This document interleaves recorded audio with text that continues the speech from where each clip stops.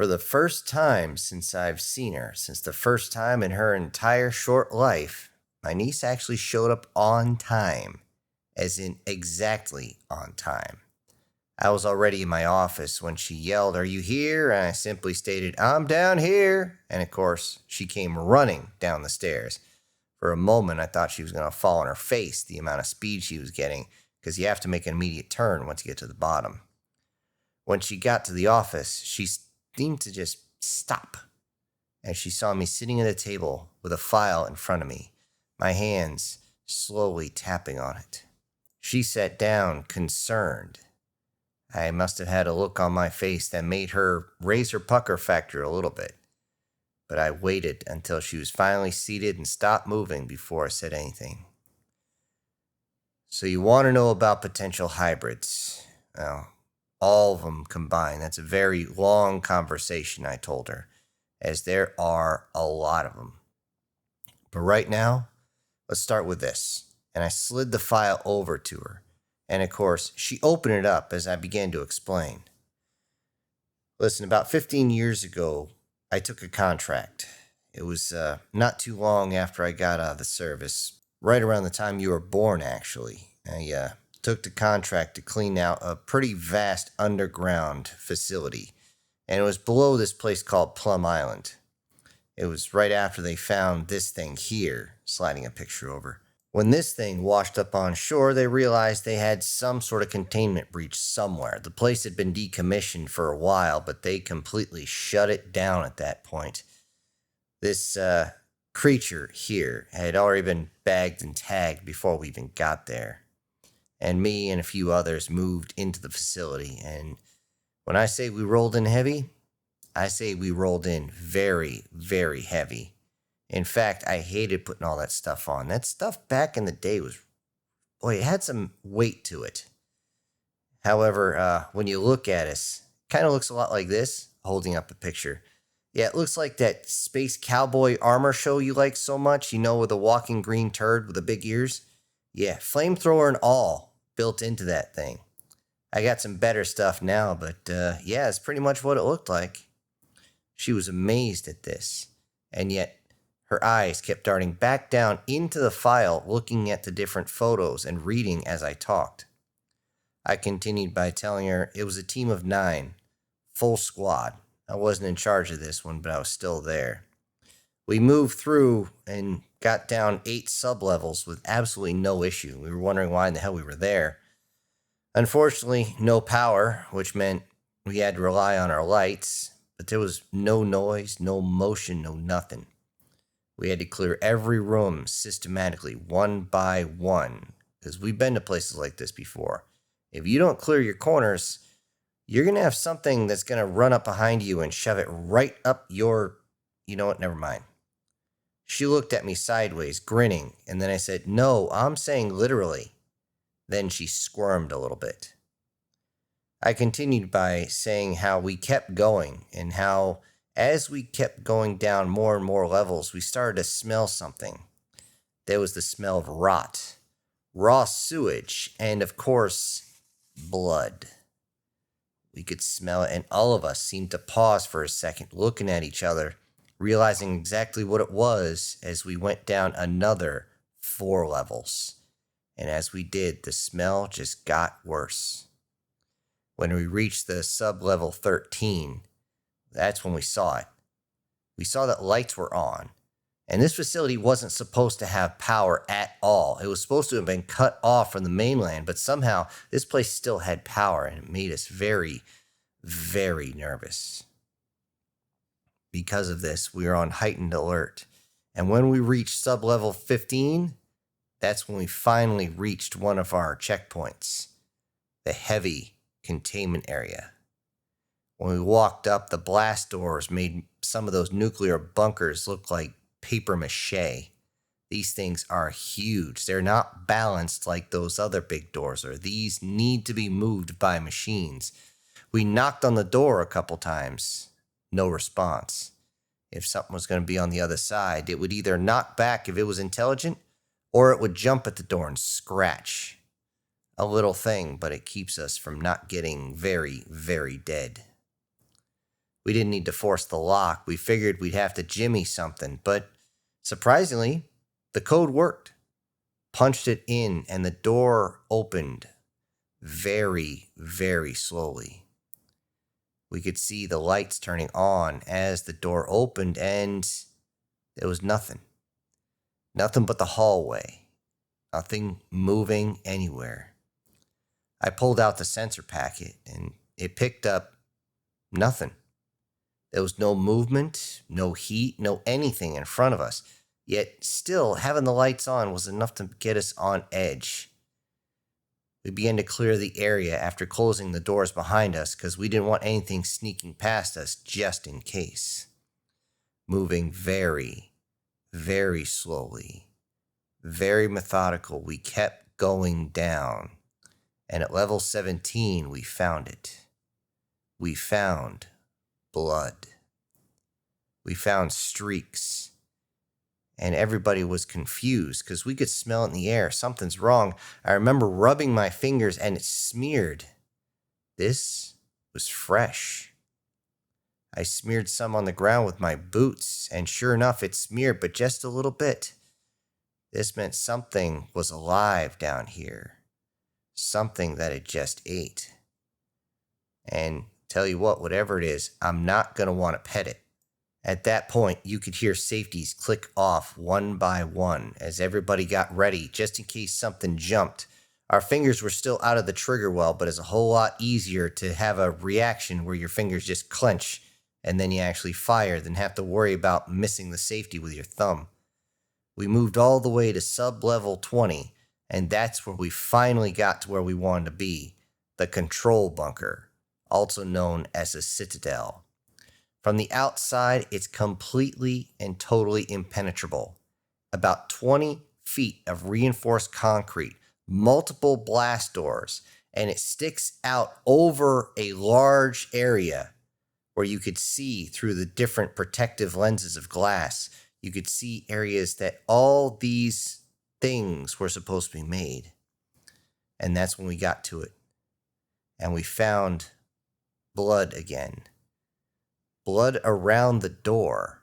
Blood that had been actually licked up. This one made us all look around. And we opened the citadel doors and found the researcher. The human that was inside that kept the power going. Well, at least what was left of them.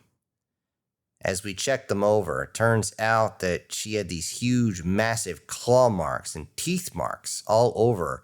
Not seemingly from the same thing either. It was odd. We looked her over to see what was the killing blow, and it turned out she bled to death right there. She was only about 3 steps away from the first aid kit with all the hemostat and quick clot and everything else you're going to need. I told her how Terrence got to work on the computers with Blake. These two complete chads when it comes to computers were just going absolutely crazy.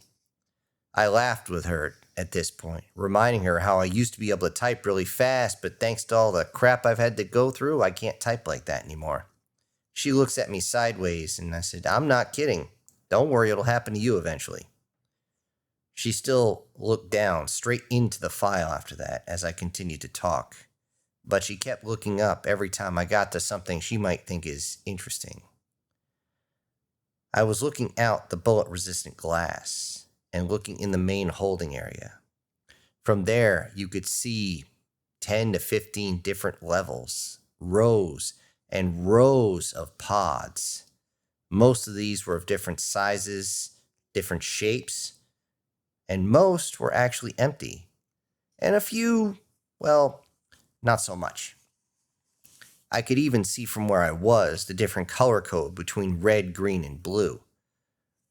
Green meaning it's alive, red meaning it's very dead, or blue, which means whatever was inside was no longer inside. A few of these were even broken.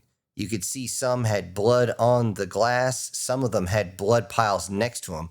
Looked like something had a field day, had dinner.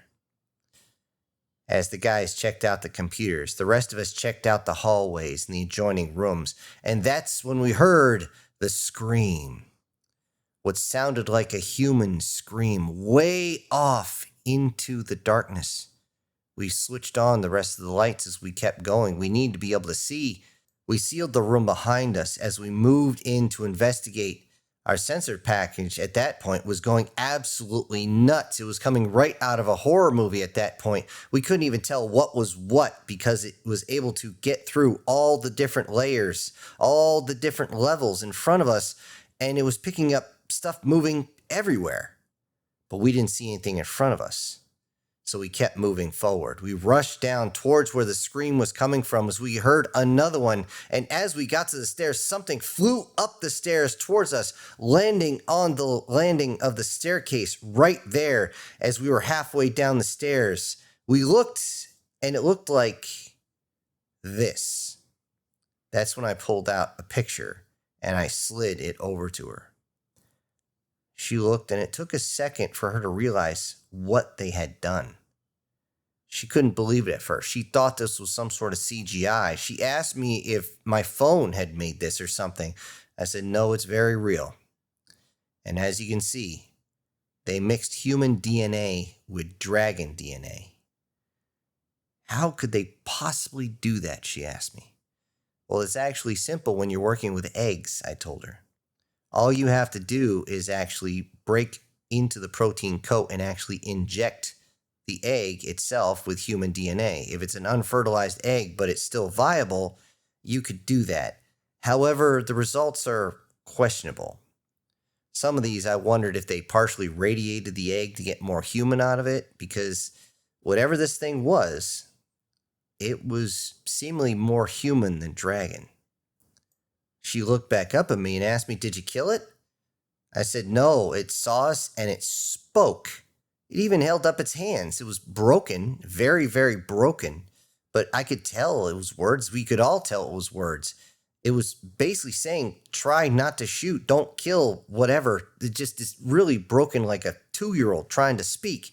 And we looked and there was these large gashes on its side. Didn't take a genius to tell that those are massive claw marks on it. And before we had a chance to do anything else, we heard something running up the stairs and a creature screaming and yelling. We turned to look and it looked like some sort of feathery dinosaur right out of one of those god-awful movies. And all I could think of in that moment is, you did it. You crazy sons of bitches, you did it. However, I didn't have time to think about anything else. It saw us, it turned, and you could see it lowering itself, getting ready to jump up over the stairs and land right on us. However, a few rounds of double-aught buckshot stopped it, but cold. Not only that, I'm sure the last thing to go through its mind was lead. We saw this human-ish thing sitting there, and we saw it reach for where its ears are supposed to be, and all I could think of is, oh, that's right, you're not wearing headgear. I'm sure these shotguns are really loud in a contained environment. We ran down towards this young dragon guy, trying to figure out what the hell was going on and to give him some aid, and he told us what was going on as we kept telling him to stay still. It talked about the others and how they're still trapped. We looked at each other and realized that if this thing that we didn't know what it was at the time, if this thing started off as human, we needed to get them out. The place was actually crawling with creatures, both big and small, once we went down to the other sublevels. Originally, we were never going to go past the Citadel, but now we didn't have a choice. As we moved down, you had to worry about strikes coming. Strikes from massive snakes that were hiding right next to the power conduits, fully camouflaged. You couldn't tell until they came down and tried to bite through your helmet. One of them actually grabbed a hold of me, wrapped all the way around my shoulders. I just reached up, extended my bayonet, and shoved it in there and sliced him open. Boy, they get off you quick when that happens. Or when one grabbed Robbie by the arm, he actually looked at it and said, really? Pulled out a machete and actually sliced everything about 3 inches in front of his fist. For a second, I thought he might have cut his fingers off. And then he looked at me and goes, hey, at least they're not venomous, right? More feathery dino creatures kept coming, especially once they smelled blood. But that wasn't even the worst of it.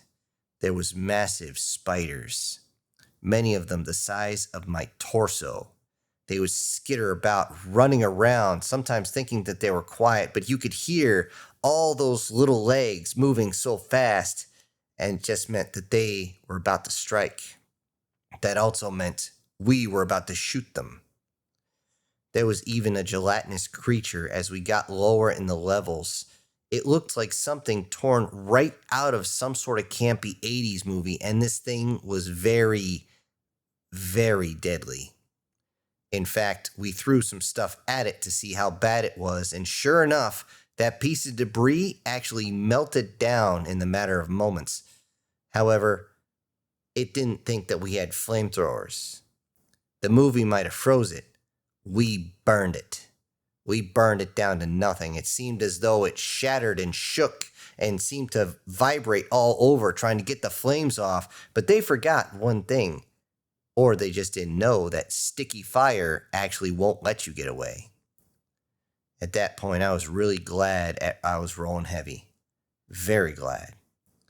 We finally got to where that dragon guy had told us where to go, and sure enough, we found the rest of them. They were just dragonkin. We could tell because there was still bits and pieces of shells around. They looked freshly hatched. Some of them only about the size of a 3-year-old, which is frightening and all, but they're barely able to talk. Some of them just making noises. They looked scared as hell as we ran up to them. Probably thought that we were going to eat the damn things, but we didn't. We got their trust a little bit. We gave them a little bit of rations, and they seemed to be okay with that. We picked them up and carried them, and we had to clear all the way down to the 30th sublevel, the very base of this place, at least that I'm aware of. I wasn't quite sure. At this point, I stopped, and I looked at my niece. She's no longer reading the file. She's staring right at me, locked on every single word. She asked, "What did you find down there?" I said, "Well, I was even shocked at that point. We found, no joke, an Eastern dragon coiled up down there at the very bottom, right next to a Western dragon, and both of them, I swear, were about the size of a school bus." With that, her jaw actually did open. And I looked and said, "Look, we didn't really have to worry about the Western dragon so much. He, she, or it was very asleep. The Eastern dragon, though, we could see its eyes fluttering, as though it was trying to wake up and then trying to stay asleep at the same time.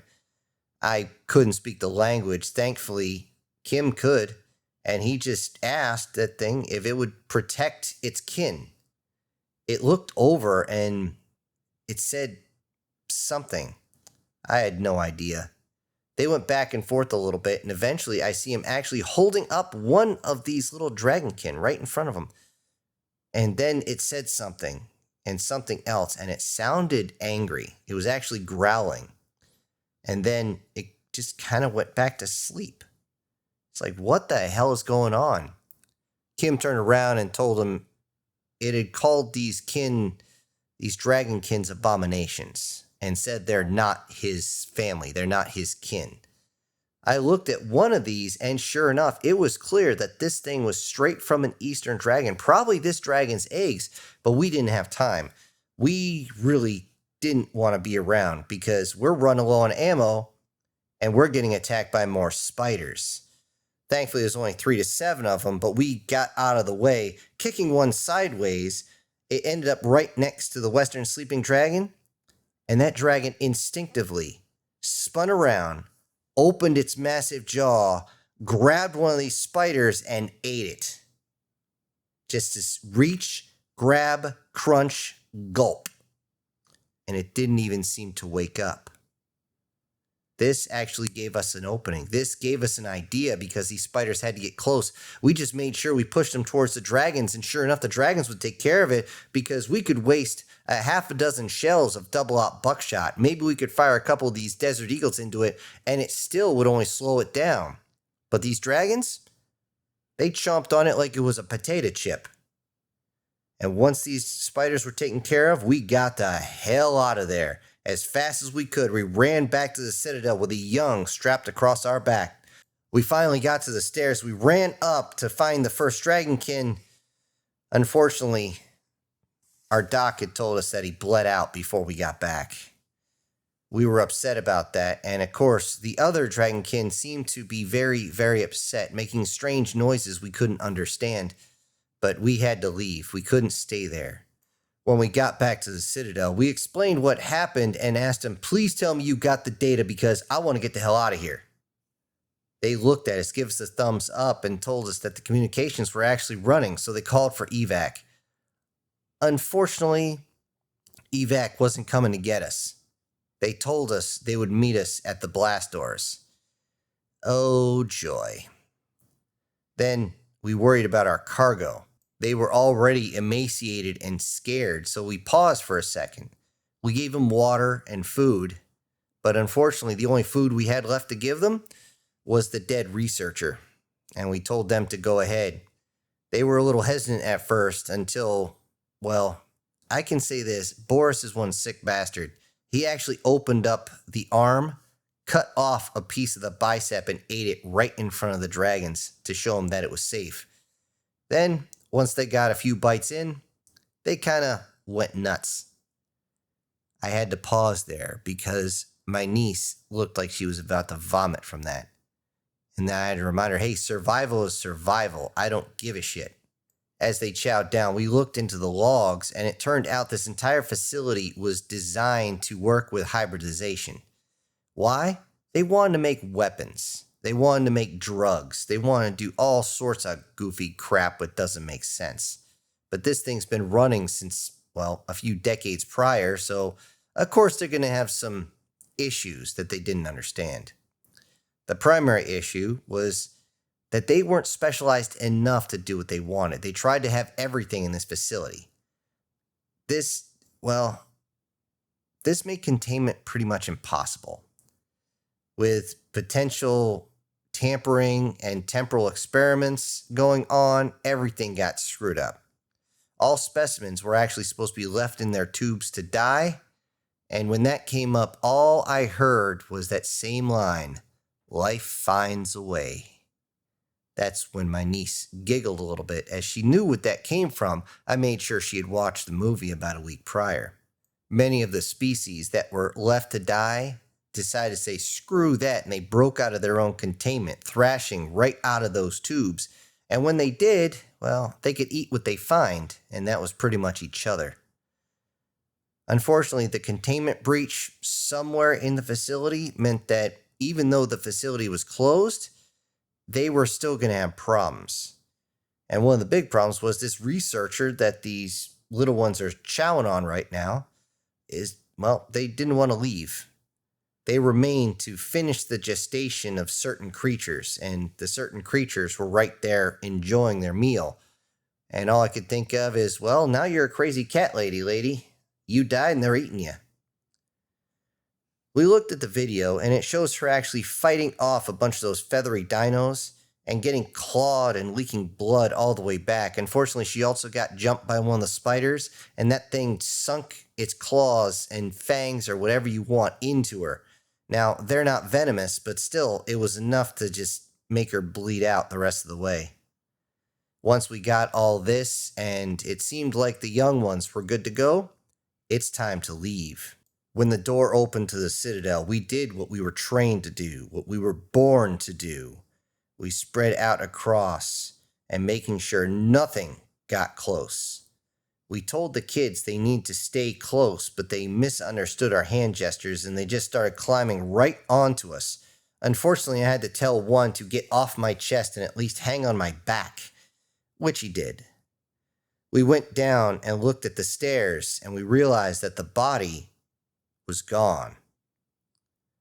We moved silent and slow at that point. We realized that if something was there to eat that leftover body, that means something else is still alive. Something's down here, and we don't want to be messing with anything else, because if we haven't run across whatever's most dangerous down here, I don't want to meet it. So we moved out. We moved slow and methodical, moving around all the debris, making sure that we weren't making any noises. With the fact that the lights were on, our flashlights weren't giving anything away, and we slowly made it to the blast doors without saying a single word. every step careful, every step of no sound. And we even flinch a little bit at the slightest movement, worrying that something might be coming up. And when we reach the blast doors, we push in the code and watch the doors open very slowly. On the other side, we see the heavy containment team with their weapons up, and for a moment, I think they're going to blow us all in half. But instead, they wave us forward. We leave, and we head back up the way we came.